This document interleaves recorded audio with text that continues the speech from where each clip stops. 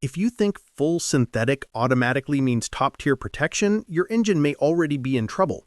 Modern engines run hotter, dilute oil faster, and punish lubricants in ways older engines never did, yet the labels on most bottles tell you almost nothing about how that oil will actually behave under real stress.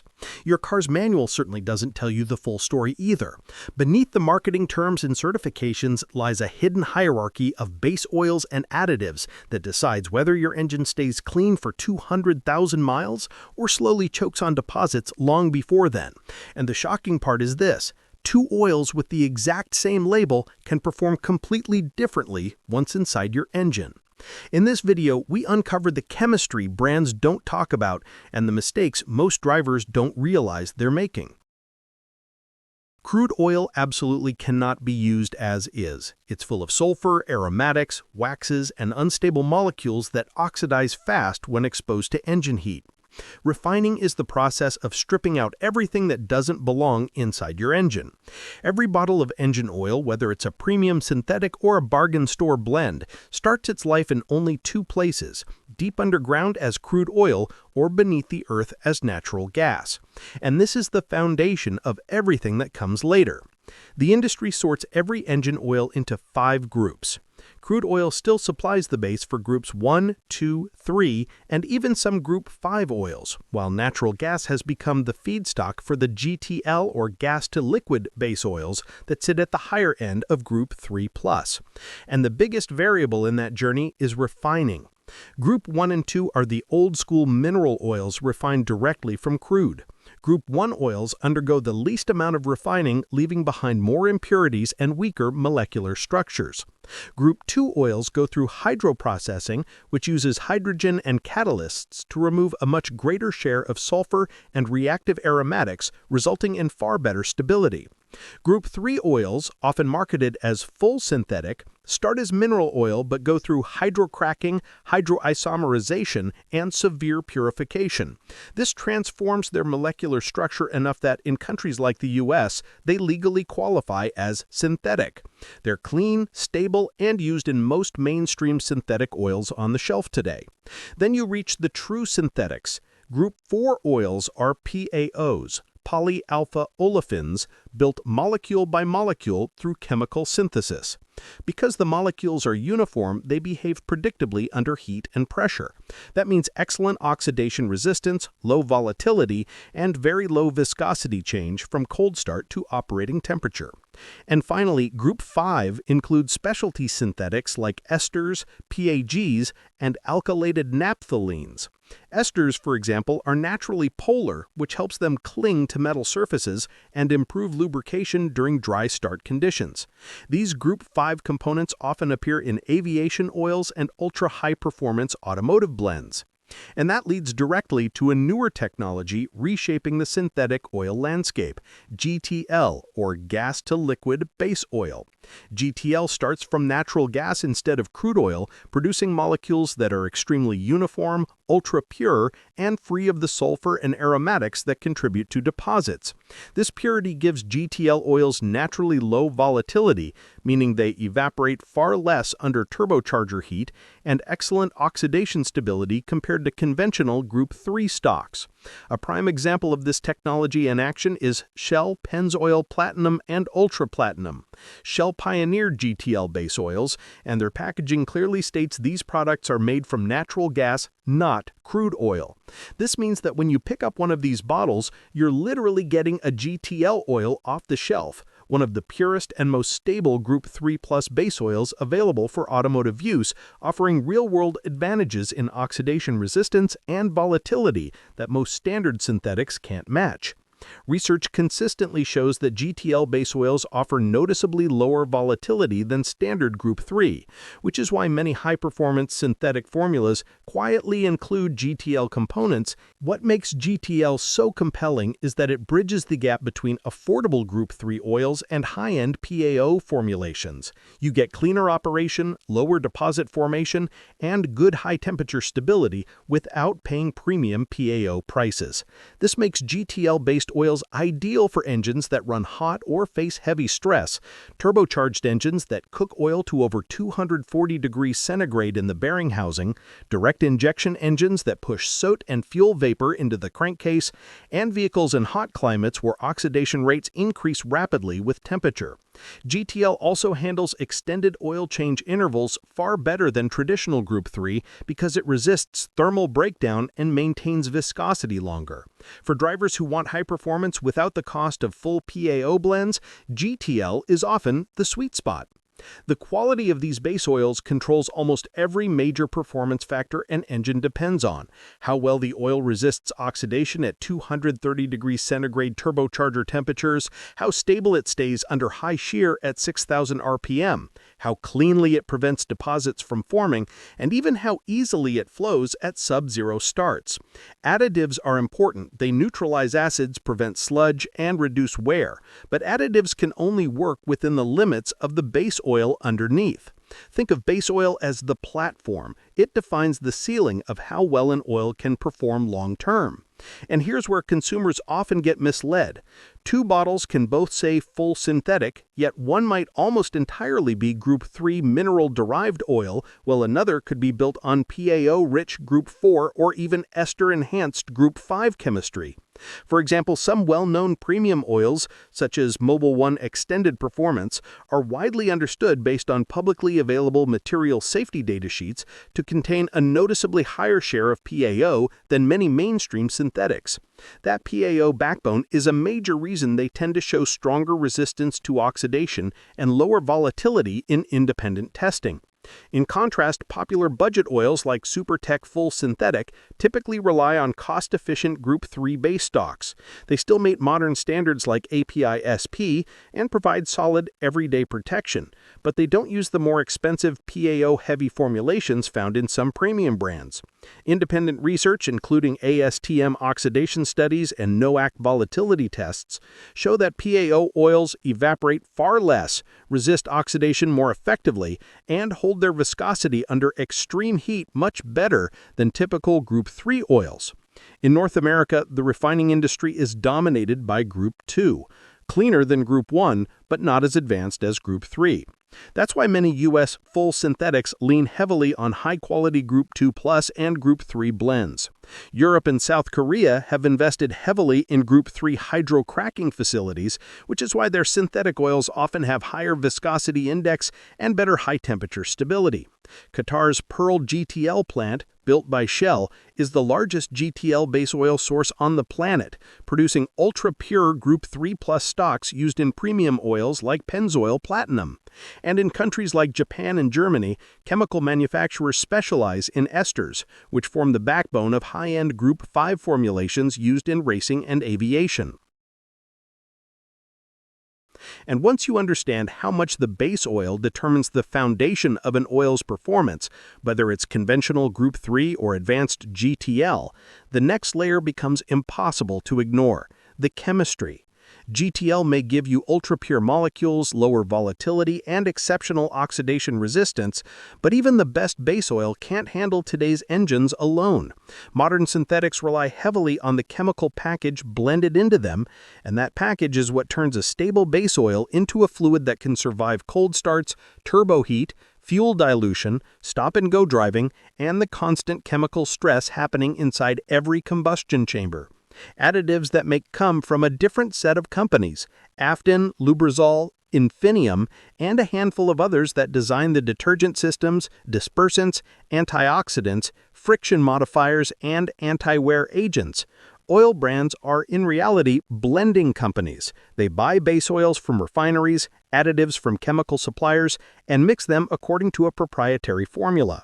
Take viscosity index improvers, for example. These are long-chain polymer molecules that expand as temperature rises, allowing the oil to maintain thickness instead of thinning out like a normal liquid. The concept feels almost magical, one fluid behaving like two different viscosities depending on temperature, but there's a catch that most drivers never hear about. Under shear stress, high RPM, turbo spool, tight clearances, or extreme heat, these polymers can literally tear apart. When they break down, the oil loses viscosity and starts behaving like a much thinner grade than what's printed on the bottle. But viscosity stability is only one part of the story. Real protection comes from the rest of the additive package. Detergents and dispersants are the first line of defense. Detergents, usually calcium or magnesium-based, neutralize acids inside the crankcase and prevent sludge from forming. Dispersants keep microscopic soot and fuel droplets suspended so they don't clump together into deposits. This matters more today than ever because direct injection engines produce up to 40% more soot than port-injected engines, even in gasoline applications. If the oil can't keep that contamination suspended, it bakes onto piston rings, intake valves, and turbo bearings. This is why oils designed for GDI engines often advertise enhanced detergency. Valvoline modern engine, for example, was formulated specifically because GDI engines produce dramatically more soot. It uses a boosted calcium-magnesium detergent system designed to keep that contamination suspended instead of letting it bake into piston rings. Next are anti-wear additives like ZDDP and molybdenum. These compounds activate under heat and pressure to form a microscopic protective layer on metal surfaces when the oil film becomes too thin to prevent metal-to-metal contact. Even though modern engines use roller cams and advanced coatings, boundary lubrication still happens during cold starts, stop-and-go traffic, or sudden throttle inputs. The American Petroleum Institute has documented that up to 75% of engine wear occurs during the first few seconds after startup, which is exactly when anti-wear additives step in. The zinc phosphate in ZDDP decomposes under pressure and creates a sacrificial film so the cam lobes and bearings wear the additive, not the metal. Meanwhile, friction modifiers such as moly reduce drag and heat, improving efficiency and protecting engines that run hotter because of turbocharging or emissions equipment. Of course, none of these additives matter if the oil oxidizes too quickly. Oxidation is the chemical aging of oil caused by heat, oxygen, and contamination. It thickens the oil, forms harsh acids, and accelerates deposit formation. That's why antioxidants are blended into every modern oil. They slow the breakdown process, extend service life, and stabilize viscosity under high-temperature cycles. This is critical for turbocharged engines, where oil touching the turbine shaft can momentarily hit temperatures above 464 degrees Fahrenheit, hot enough to cook conventional base oils in seconds. Without strong antioxidant chemistry, even a synthetic oil can thicken, sludge, or lose film strength long before the change interval. Finally, you have seal conditioners and deposit control agents, additives that might sound minor but are essential for modern engines that run hotter and cycle between temperatures more frequently. Seal conditioners maintain the elasticity of gaskets and crank seals, preventing oil leaks and reducing consumption.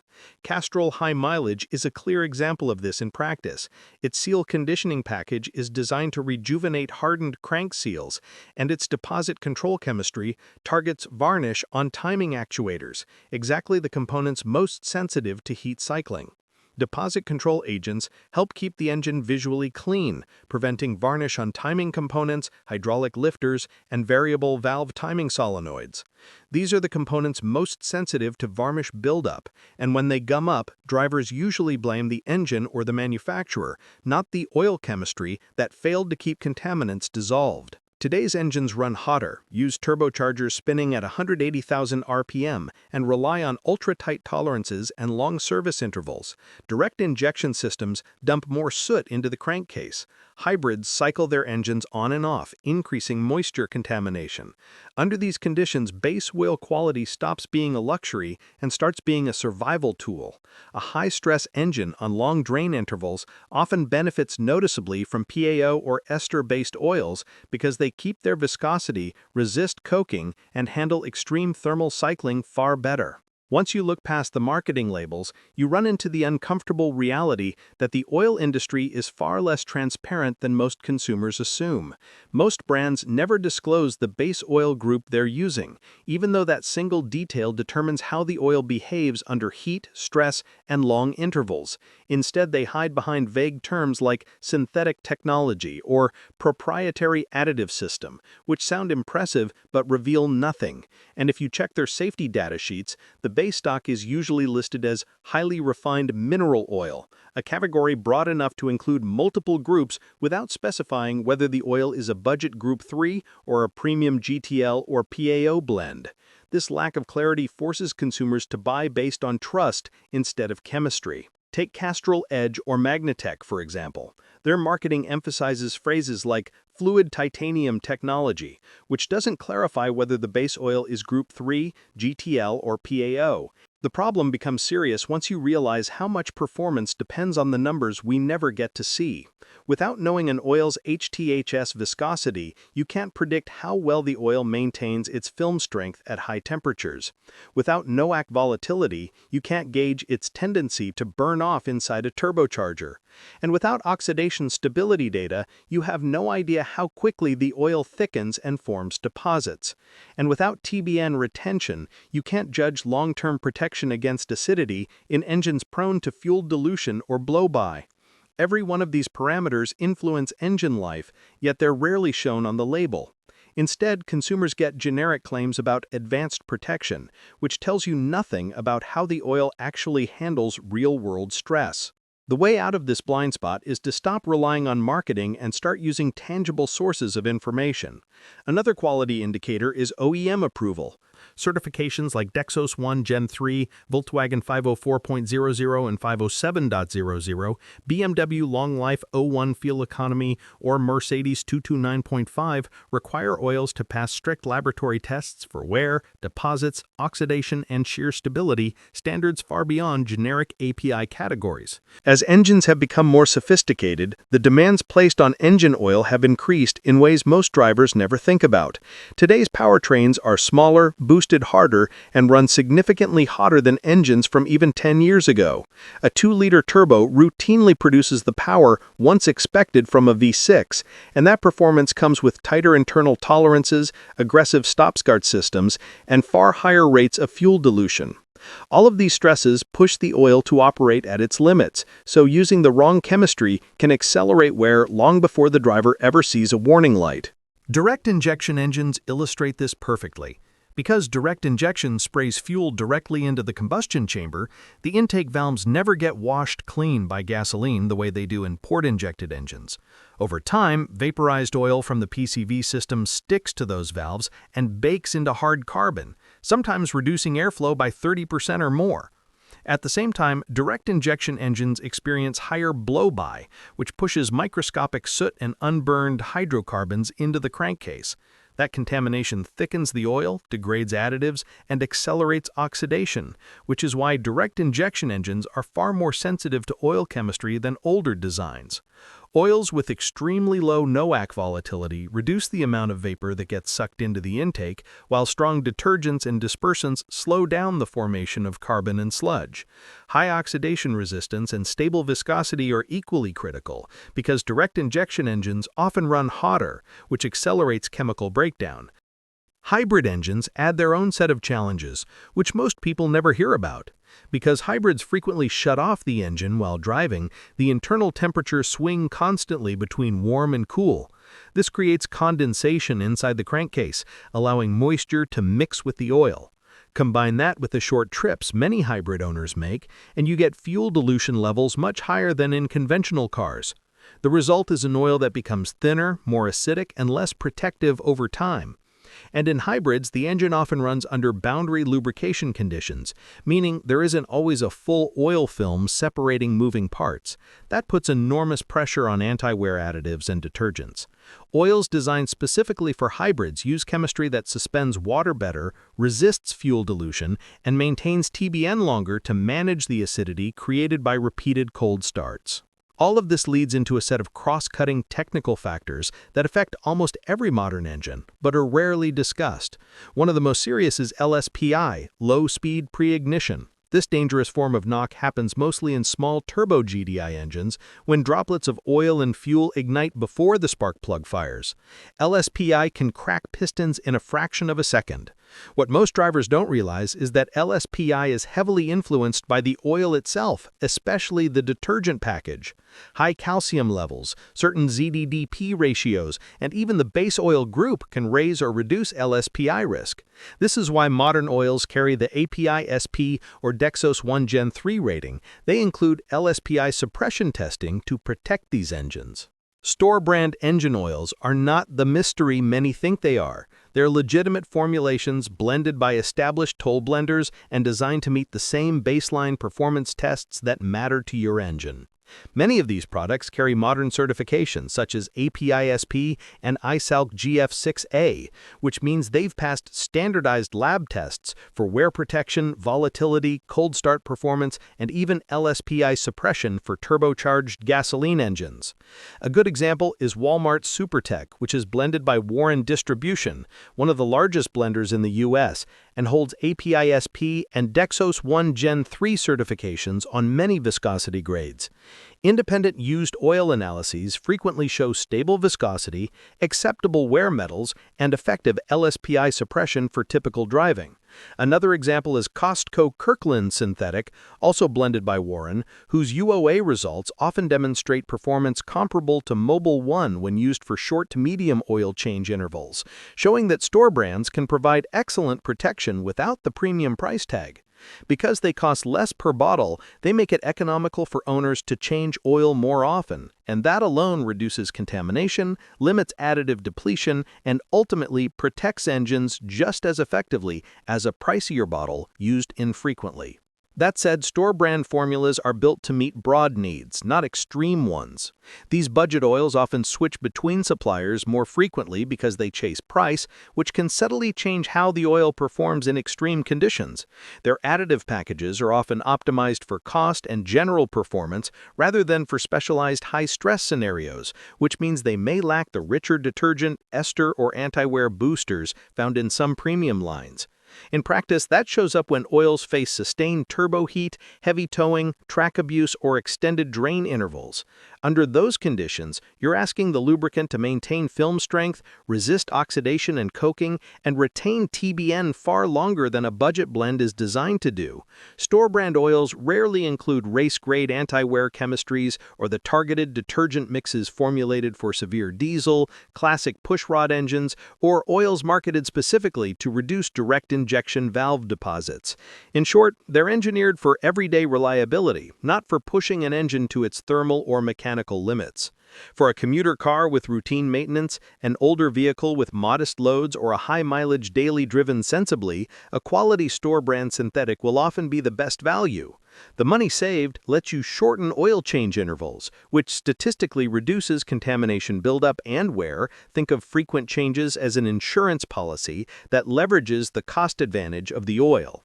If your driving is predictable, steady speeds, moderate climates, and no heavy loads, there's little measurable advantage to paying a large premium for chemistry you won't stress. On the other hand, there are unmistakable situations where premium or specialty oils repay their price. Turbocharged, direct-injected engines on long highway trips, vehicles that routinely tow, cars driven in extreme heat, and modern European engines requiring strict OEM approvals benefit from oils with superior high-temperature, high-shear performance, advanced ester or PAO base stocks, and manufacturer-specific certifications. When extended service intervals are required, say for long-distance fleets or vehicles that legitimately go 10,000 miles or more between changes, the richer additive reserves and base oil stability of premium blends make a measurable difference in oxidation resistance and deposit control. In those cases, the cost per mile can actually favor the premium oil because it preserves engine condition and reduces the risk of early wear or turbo-related failures. Practical selection boils down to 3 simple rules. First, always meet your manufacturer's viscosity and approval requirements. Second, match oil choice to duty. Commute versus tow, city versus highway, mild climate versus extreme heat. And third, if you choose a lower cost oil, plan on more frequent changes and periodic used oil sampling.